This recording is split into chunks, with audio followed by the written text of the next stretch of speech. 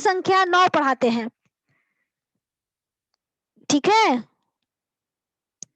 Hello hello. हाँ, ये विद्यापति का दोहा संख्या 9 आज पढ़ाएंगे। ठीक है, वो जो जो इम्पोर्टेंट है हम उस हिसाब से पढ़ा रहे हैं। देखिए आज इसको, ठीक है मैम। वो जो जो ज्यादा ये सब इसमें नक्सिक वर्णन और वया संधि वर्णन है, ये और कुछ नहीं है, घोर श्रृंगारिक वर्णन है, तो उसमें कुछ खास है नहीं। हम जो जो हम इम्पोर्टेंट लगेगा 200 पद पढ़ने हैं, 200 पदों में से सब सारे इम्पोर्टेंट नहीं है, और केवल एग्जाम में व्याख्या ही नहीं आएगा, व्याख्या के अलावा दीर्घ क्वेश्चन भी आएगा, तो व्याख्या जितना हो सके इम्पोर्टेंट का ही देखना चाहिए, ऐसे इधर उधर से व्याख्या देता नहीं है। तो लगभग 40-50 हम लोग इम्पोर्टेंट देखते हैं, इसके बाद हम उसका दीर्घ देखेंगे। ठीक है, हाँ तो देखिए इसको थोड़ा सा, पद संख्या 9 इसमें है। खने खने नयन कौन अनुसरई, खने खने बसन धूली तनु भरई, खने खने दसन छटा चहुहास, छटा छुटहास, खने खने अधर आगे करुवास, चौक चौकी चले खने खने चलुमंद, मनमथ पाठ पहिल अनुबंध, हृदय मुकुल हेरी हेरी थोर, खने आचर देय खने होए भोर, बाला सैसौ तारुण भेंट, लखय न पारिय जेठ कनेठ, विद्यापति कह सुन बरकान, तरुणिम सैसौ चिनिये न जान। अब इसमें विद्यापति उसी वया संधि का वर्णन करते हैं कि बचपन से जब युवावस्था की ओर इंसान जाता है तो क्या किस तरह का परिवर्तन होता है, तो इसी का इस सब पदों में इन्हीं का वर्णन है।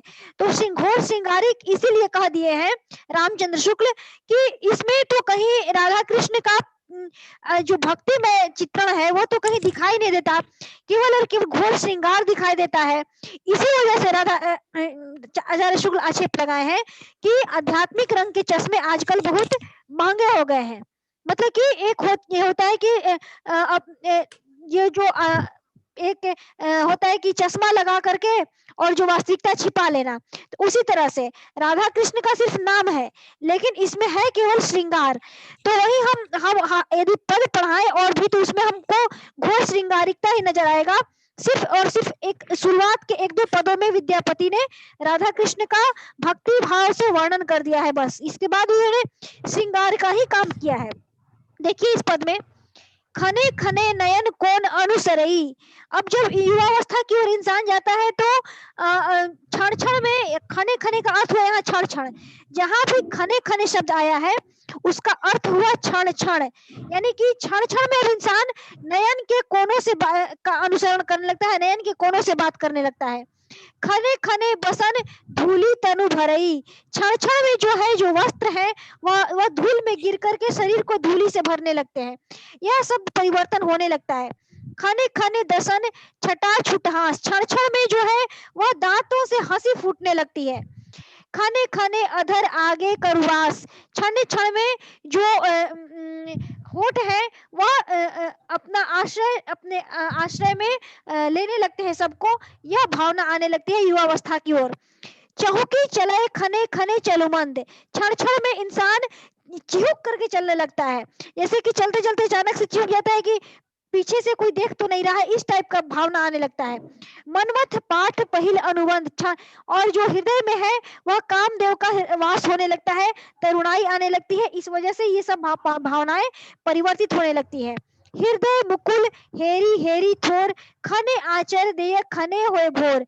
अब जो हृदय में है, हृदय रूपी जो कली है वह खिल जाती है, और मनुष्य जो है वह क्षण में कभी भूल जाता है, कभी याद हो कुछ आने लगता है, इस तरह की भावना आने लगती है। मतलब कि मानव जो है एक तरह से जब किशोरावस्था बचपनावस्था बीतती है और किशोरावस्था आती है तो उस दौरान मनुष्य के अंदर क्या क्या परिवर्तन होता है उसी का विद्यापति वर्णन करते हैं, और इस अवस्था से सारा मानव गुजरता है, इसलिए इसका विशेष व्याख्या करने की जरूरत नहीं है। जो विद्यापति बोल रहे हैं वह एक उस पद में उसी को हम सांकेतिक भाषा में आप लोगों को बता दे रहे हैं। बाला सैसौ तारुण भेंट, लखे न पारिये जेठ कनेठ। जब बचपनावस्था और युवावस्था का भेंट होता है, संगम होता है, तो मनुष्य कौन छोटा है और कौन बड़ा है यह पहचान में नहीं आ पाता, यह परिवर्तन हो जाता है। विद्यापति कह सुन बर कान, तरुणिम सैसौ चिन्ह न जान। और विद्यापति कहते हैं कि यह पता ही नहीं चलता है कि युवावस्था में में क्या क्या परिवर्तन हुए। इंसान बिल्कुल बचपना से शैशवावस्था की किशोरावस्था की ओर जाता है तो वह पूर्णतः परिवर्तित हो जाता है। उसके चेहरे पर एक अजीब तरह का लावण्य आ जाता है, एक भावना आ जाती है मन में दूसरे प्रकार की। तो उसी भावनाओं का वर्णन विद्यापति अपने इस पद में करते हैं। तो इस तरह से विद्यापति का यह जो पद है वह श्रृंगार भावना से परिपूर्ण है। अब कोई और दूसरा पद हम आपको देते हैं और पढ़ाते हैं। विद्यापति का, रुक जाइए,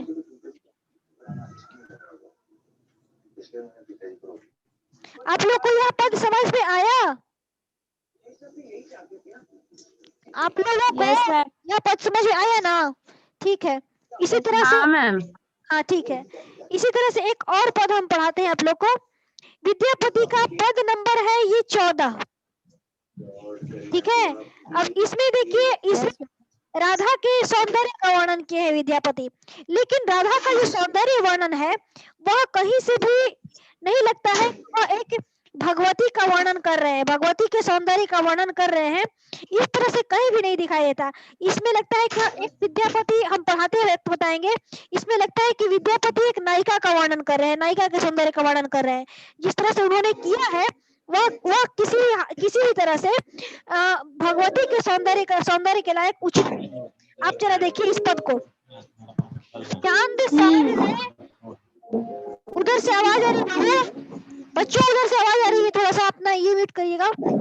चांद सार लय मुख घटना करूं, लोचन चकित चकोरे, अमिय धोए आचर धनी पोछल, दह दिसी भेर उजोले, कामिनी कौने गढ़ली, रूप स्वरूप हमें कहे न पारिक, लोचन लागी रहली, गुरु नितंब भरे चले न पारे, माझई खिनी निमाई, आंगी जायत मनसिज धरी राखिल, त्रिबली लता अरुझाई, भनई विद्यापति अद्भुत कौतुक, ई सब वचन स्वरूपे, रूप नारायण ईरस जानथी, शिव सिंह मिथिला भूपे।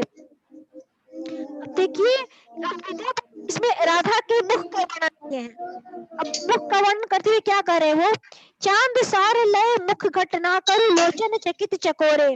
जो राधा का मुख है वो चंद्रमा का भाग लेकर विधाता ने राधा के मुख की रचना की है, जिसको देख करके चकोर की आंखें चकित हुई।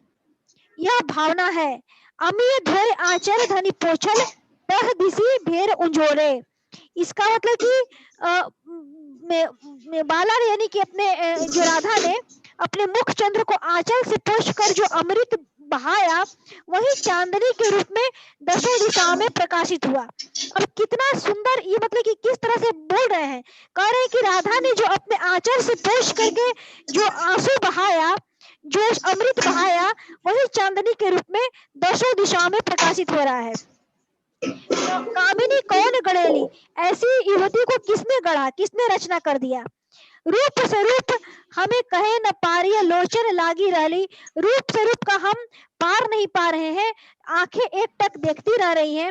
गुरु नितंब भरे चले न पारे, माझी खिनी निमाई। मतलब कि शरीर के भार से चला भी नहीं जा रहा है, और इतना मतलब कि इतना इस तरह का लावण्य है, इस तरह का राधा के सौंदर्य शरीर में लावण्य है कि उसकी कोमलता है कि शरीर के भार से चला भी नहीं जा रहा है। भांजी जाए तो मनसी धरी राखिल, त्रिबली लता अरुझाई। मन में कामदेव को धारण की हुई है, और त्रिबली लता अरुझाई जो 3 रेखाएं पड़ी हुई है पेट में, उसका वर्णन करते वो आपस में उलझी हुई है। भने विद्यापति अद्भुत कौतुक ये सब वचन स्वरूप है। विद्यापति कहते हैं यह अद्भुत कौतुक है और इसको वचन से नहीं बांधा जा सकता। रूप नारायण ई रस जानथी शिव सिंह मिथिला भूपे। विद्यापति इसमें रूप सौंदर्य के रस का वर्णन करते हैं और यह शिव सिंह जो है उनके राजा हैं, वह मिथिला के भूप है, इसलिए ये विद्यापति राधा के सौंदर्य का इस तरह से वर्णन करते हुए उसके उनके मुख का सिर्फ वर्णन करते हुए इस पद को लिखे हुए हैं। ठीक है, समझे? Yes ma'am. हाँ मैम। चलो ठीक है, 2 पद आप लोग समझ गए। अभी देखिए अभी और कौन कौन सा और देखते हैं पद जो इस टाइप का हो, जो कि थोड़ा साधारण रूप से हो, तो उसको हम पढ़ाते हैं आप लोग को।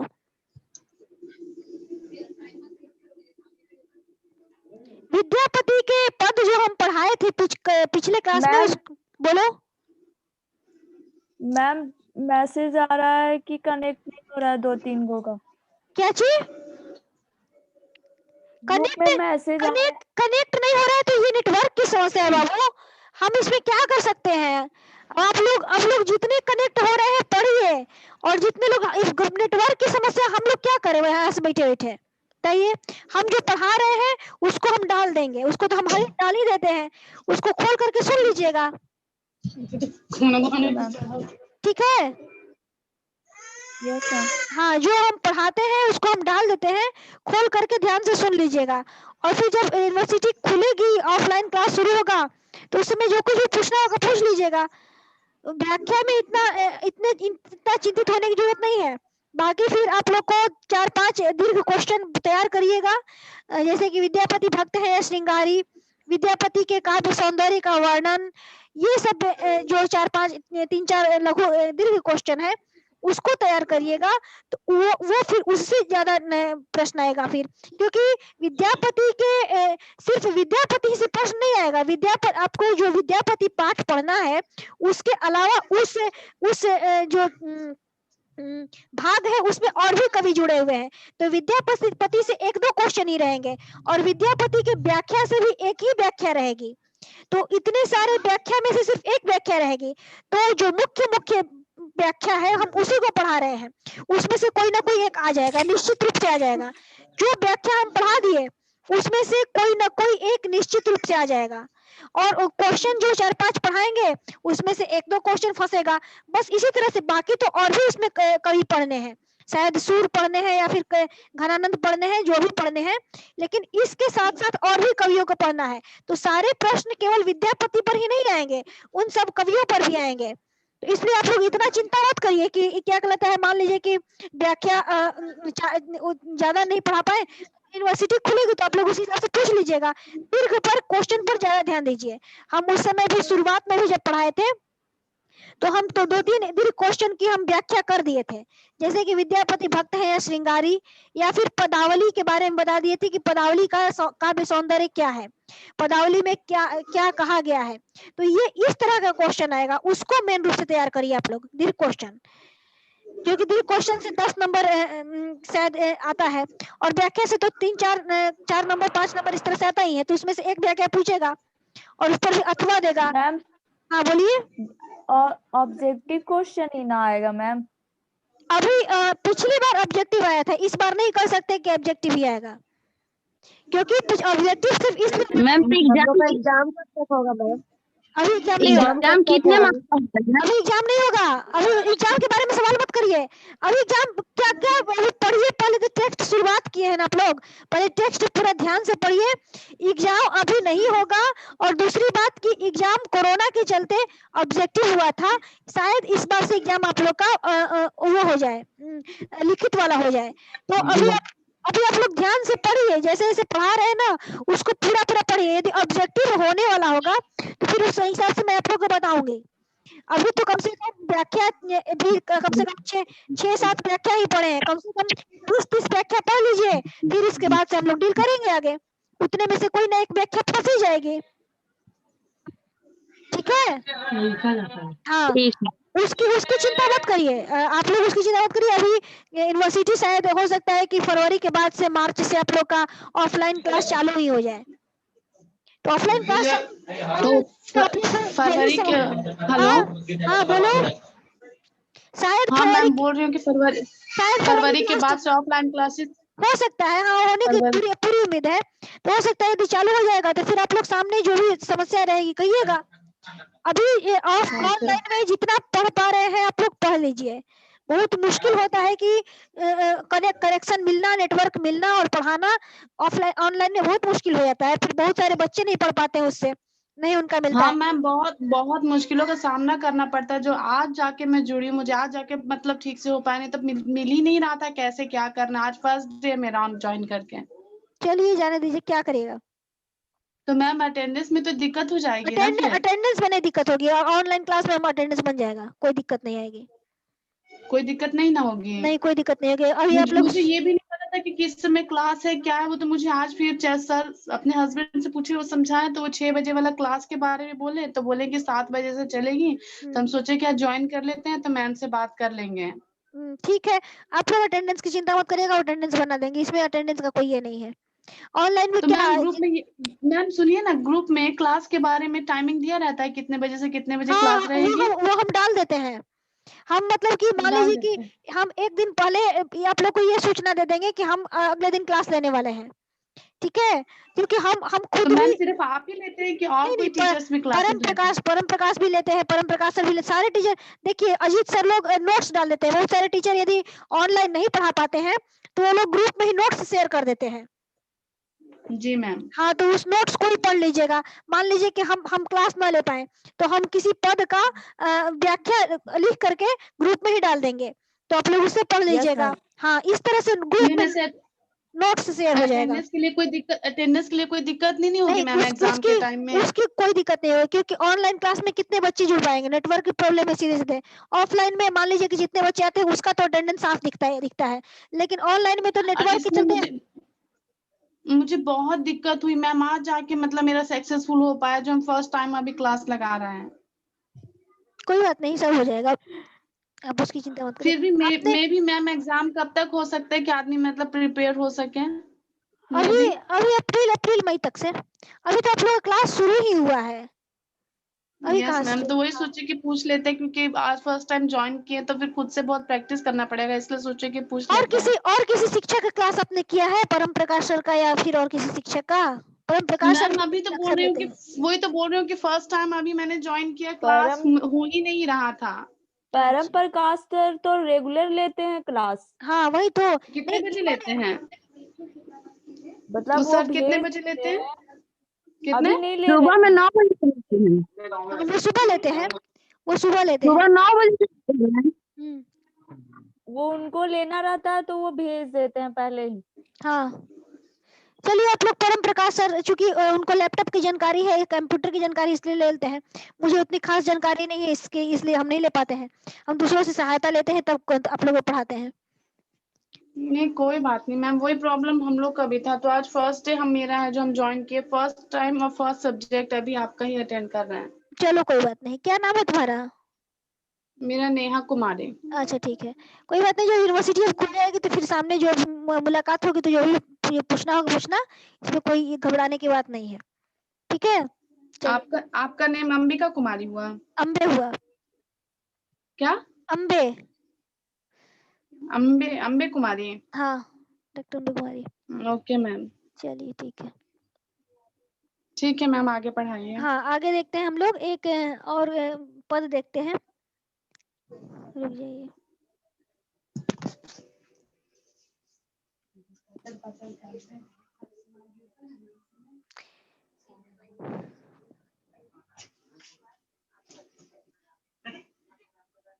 आगे बताइए मैम। हाँ बता रहे, रुक जाइए। हम सारा दोहा लगातार नहीं पढ़ाएंगे, सारे पद लगातार नहीं नहीं मैम, पढ़ाएंगे। कभी कभी लगता है ना बीच में कि नेटवर्क क्या चला गया, इसी की वजह से पूछ रहे हैं। हाँ नहीं, हम सारे पद लगातार नहीं पढ़ाएंगे, क्योंकि पदों में अधिकांशतः श्रृंगार का वर्णन है, और वो उतने महत्वपूर्ण नहीं है सारे पद। जो पद महत्वपूर्ण है उस हिसाब से हम बता रहे हैं आप लोग को, ठीक है? Okay ma'am. एक देखिए, पद प्रश्न संख्या 19, ये भी सही पद है, अच्छा पद है, और इससे भी क्वेश्चन इसके भी व्याख्या बार बार पूछता है। तो हम आप लोग को बता रहे हैं इसके बारे में। कनक लता अरविंदा, दमना माज उगल जनी चंदा, केओ कह सैबल छपला, केओ बोल नाही मेघ झपला, केओ कह भवमय भमरा, केओ बोल नाही चरय चकोरा, संशय परु सब देखी, केओ बोले ताही जुगति बिसेखी, घने विद्यापति गावे, बड़ पुने गुणमति पुनमत पावे। अब ये जो भाषा है आप लोग को, ये भाषा मैथिली भाषा है, सारे पद इसमें मैथिली भाषा में लिखे हुए हैं। तो मैथिली भाषा में लिखे होने के कारण इसका आप लोग को जल्दी समझ में आ रहा है कि जब हम बोलते हैं तो क्या कुछ समझ पाते हैं आप लोग। कनक लता अरविंदा, दमना माज उगल जनी, बोलिए हेलो, यस मैम। समझ में आता है कि मिथिला भाषा में ये क्या लिखा हुआ है। जो हम पद पढ़ते हैं तो क्या आप लोग समझ पाते हैं? हाँ मैम, कुछ कुछ समझ पाते हैं। अच्छा यस मैम। अच्छा। तो हम वही बताए, कनक लता अरविंदा, मतलब कि इसमें भी राधा के चेहरे के सौंदर्य का ही वर्णन है। वही बात है कि कनक लता अरविंदा, कनक लता मीन्स क्या हुआ, सोने की लता, अरविंदा, अरविंदा मीन्स कमल, ऐसा कमल जिसकी लता सोने की हो, इस तरह से उसका सौंदर्य, मुख का सौंदर्य है। और दमना माज उगल जनी चंदा, जैसे कि ध्रुव लता में मानो चांद उदित हुआ हो, ध्रुव लता में मानो चांद उदित हुआ। इसका अर्थ क्या है? सोने की लता पर कमल खिला है या ध्रुव लता पर चंद्रमा उगा है। ये पूरा जो पद है वह संदेह अलंकार का उदाहरण है। संदेह अलंकार इस पूरे पद में है। कनक लता सोने की लता पर कमल खिला हुआ है या फिर ध्रुव लता पर चंद्रमा उगा हुआ है, समझ ही में नहीं आता। मतलब कि राधा के चेहरे को देख करके कुछ कवि संशय में रह जाता है। केओ कह सैबल छपला, केओ बोल नाही नाही मेघ झपला। कुछ लोग बोलते हैं कि सेवार छिपा हुआ है। सेवार एक घास होती है, तो जैसे कि सेवार छिपा हुआ है। और कुछ लोग कहते हैं कि नहीं, यह मेघ ढका हुआ है। मेघ से जो उसकी काली लटें हैं, उससे लगता है कि मेघ छिपा हुआ है। तो कोई केवल कहा भमय भंवरा, कोई कह रहा है कि भंवरा भ्रमण कर रहा है, केवल बोले नहीं नहीं चरय चकोरा, और कुछ लोग बोल रहे हैं कि नहीं चकोर चर रहा है, दाना चुग रहा है। तो इस तरह से संशय परु सब देखी, सबको संशय हो रहा है। केवल बोली ताही जुगती विशेखी, कुछ लोग बोल रहे हैं कि यह कुछ विशेष जुगत है जो हमें समझ में नहीं आ रहा है। अनय विद्यापति गावे, विद्यापति कह रहे हैं कि मैं गा रहा हूँ, बड़े पुण्य गुणमति पुनमत पावे, बड़े पुण्य से ऐसे पुण्यवंत के दर्शन होते हैं, ऐसे स्वरूप के दर्शन होते हैं। तो इसमें राधा जी के दिव्य स्वरूप का भी एक तरह से कहिए कि इसमें विद्यापति वर्णन किए हैं कि राधा जी के सौंदर्य को देख करके हमें समझ में नहीं आ रहा है कि वास्तविकता क्या है, क्योंकि उनका स्वरूप अलौकिक है। अलौकिक होने के चलते ऐसे लगता है कि सोने की लता पे कमल खिला हुआ है या फिर ध्रुव लता पे चंद्रमा उगा हुआ है। इस तरह की भावनाओं का वर्णन इस पद में हुआ है। हम बताएं, पहले ही बताएं कि कहीं कहीं विद्यापति अलौकिक सौंदर्य का वर्णन कर जाते हैं और कहीं कहीं इतने घोर श्रृंगारिक हो जाते हैं कि उस पद को हम पढ़ा नहीं सकते। वास्तविकता यही है कि कुछ पद इतने श्रृंगारिक हैं कि मैं आप लोग के सामने उस पद को पढ़ा नहीं सकती। तो इस तरह का वर्णन विद्यापति ने किया है अपने इन पदों में। तो जो मुख्य पद है जो कि उस तरह के पढ़ाने लायक है, मैं उसी को डिनोट कर रही हूँ, बाकी पदों को हम छोड़ रहे हैं जानबूझ करके। वैसे उन पदों से व्याख्या नहीं आएगा, व्याख्या सुस्थिर पद और सही पद से ही आता है, उसी को हम पढ़ा रहे हैं। आगे देखिएगा कोई और पद, रुक जाइए, आगे और पद हम बता रहे हैं कुछ। उनको आवाज म्यूट करने के लिए बोलिए ना मैम। हाँ, किसी का आवाज खटखट हो रहा है, जैसे घर कुछ बज रहा हो, बर्तन वगैरह। नेहा कुमारी। हाँ, नेहा कुमारी आपके घर कुछ बर्तन का आवाज आ रहा है, आप उसे म्यूट करिए, ठीक है? खाना बना रहे हैं, ओके खाना बना मैम, रहे हैं। ओके हाँ मैम। हाँ, म्यूट कर दो, थोड़ा सा और लोगों को भी डिस्टर्ब हो रहा है। चलिए ठीक है।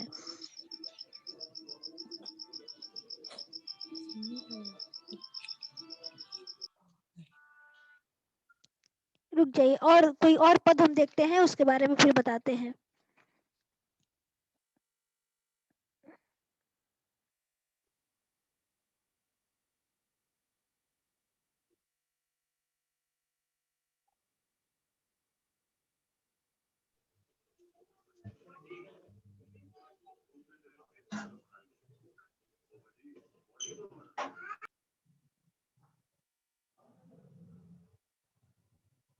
अब एक सिंपल सा इसमें प्रेम प्रसंग का वर्णन है श्री कृष्ण और राधा के मिलन का, उसका आप लोग देखिए दोहा नंबर 27।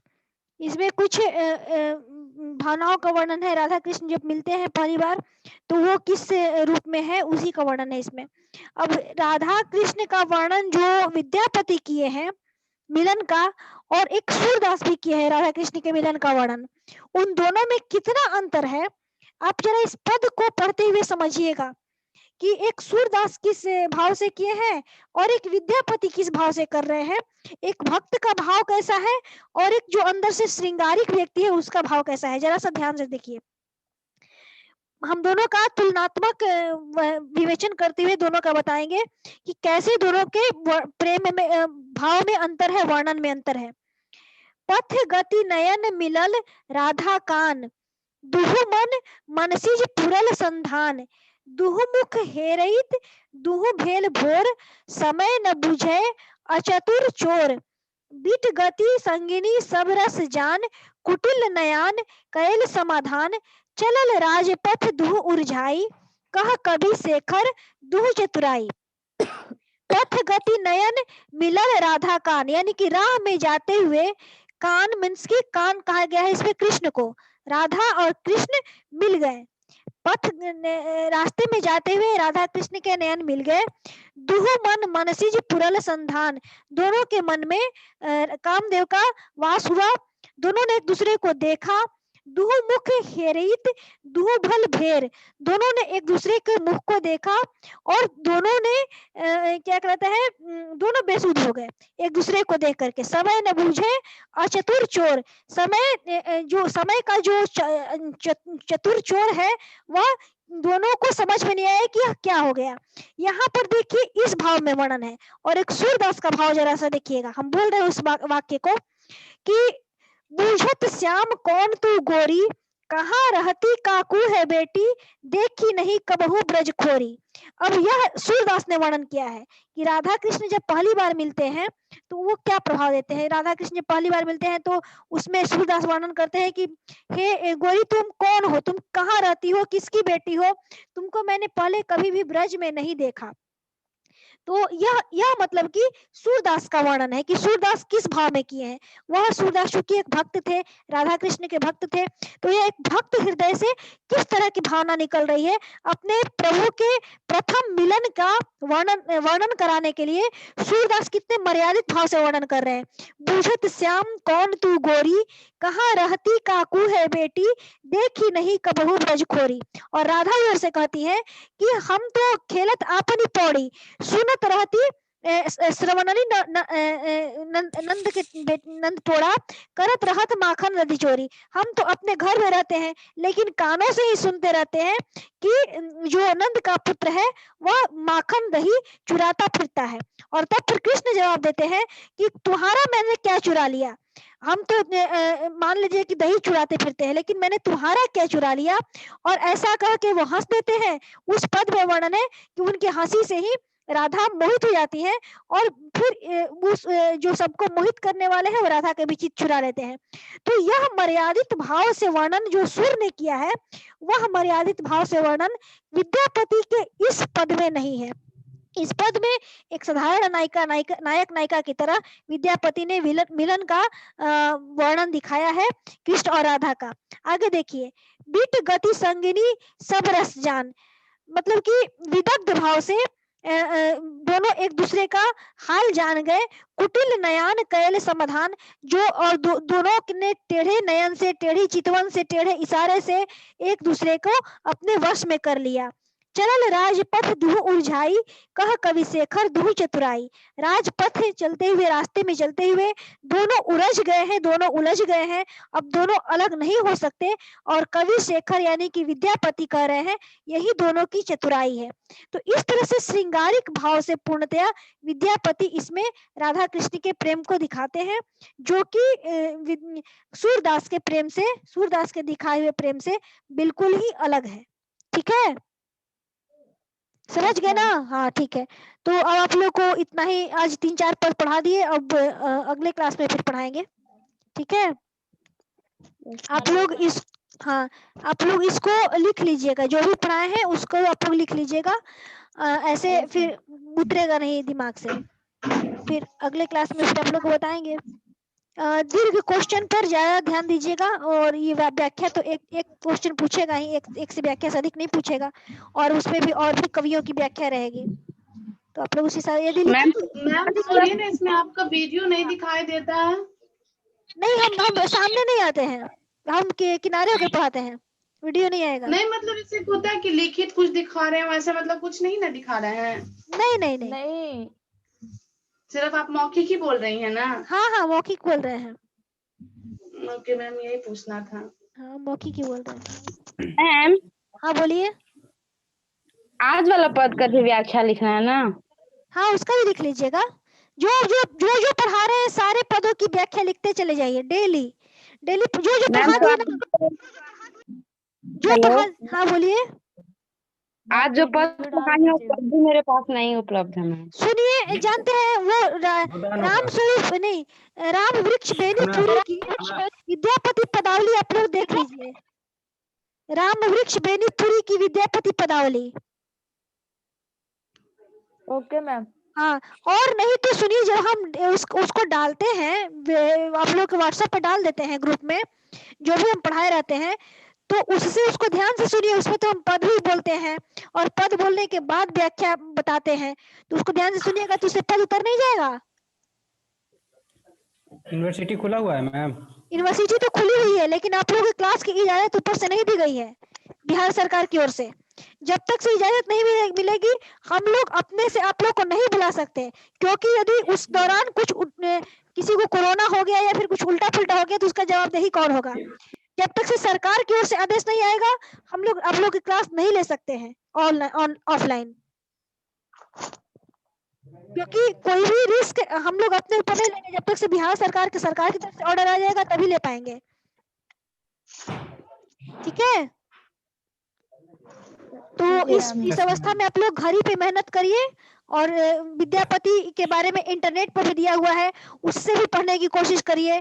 खोलिए व्हाट्सएप, तो उससे विद्यापति के बारे में निकलेगा, उससे देखिए, फिर जो हम पढ़ाते हैं उससे देखिए, और फिर हम बताएंगे फिर यूनिवर्सिटी खुलने पर। हम लोग का कब तक फाइनल हो सकता है मैम? अब देखिए कब तक, अप्रैल से तो संभावना बनती है।